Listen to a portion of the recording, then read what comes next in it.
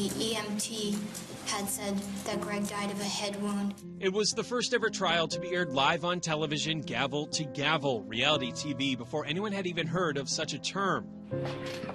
The trial of Pam Smart captivated the state and the nation. In March of 1991, Smart, a media services director at Winnicott High School, was found guilty of conspiracy to commit murder and accomplice to first-degree murder in the death of her husband Greg, who was found shot to death in the couple's Derry condo on May 1st, 1990. Pam Smart was accused of orchestrating her husband's murder and recruiting 16-year-old Billy Flynn, a student she admitted to having an affair with, and 3 other teens to kill her husband. I said, God forgive me. At just 22 years old, Smart was sentenced to life without the possibility of parole. She's serving her time at Bedford Hills Correctional Facility, New York's only maximum security prison for women. Over the years, Smart has made several attempts to reduce her life sentence. In March of last year, she made a 3rd appeal to the governor and executive council to hear her petition for commutation. She even wrote them a letter apologizing and saying it took her decades to accept responsibility for what happened.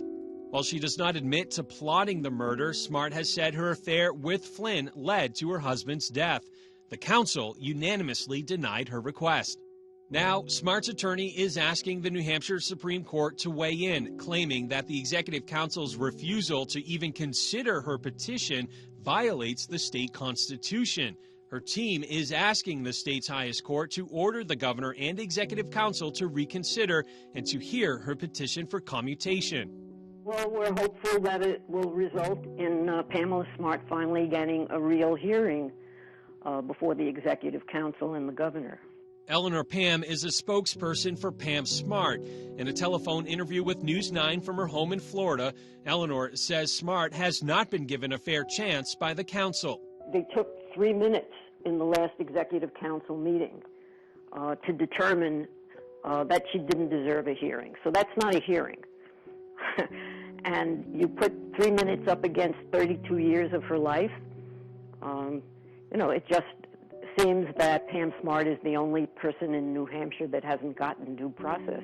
Eleanor talks to Smart frequently and says at age 55 she is a changed woman, spending her decades behind bars, obtaining a doctorate, and becoming an ordained minister. She certainly deserves to have more than 3 minutes and to be dismissed and sent off without regard for her actual record. It's appalling.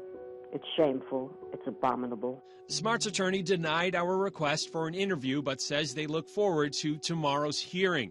The Attorney General's office says it refrains from any comment beyond its arguments filed with the court. In those documents, the state says Smart's request should be denied, writing, because the clemency power is an executive branch power and there's no constitutionally mandated procedure dictating how governor and council must exercise that power.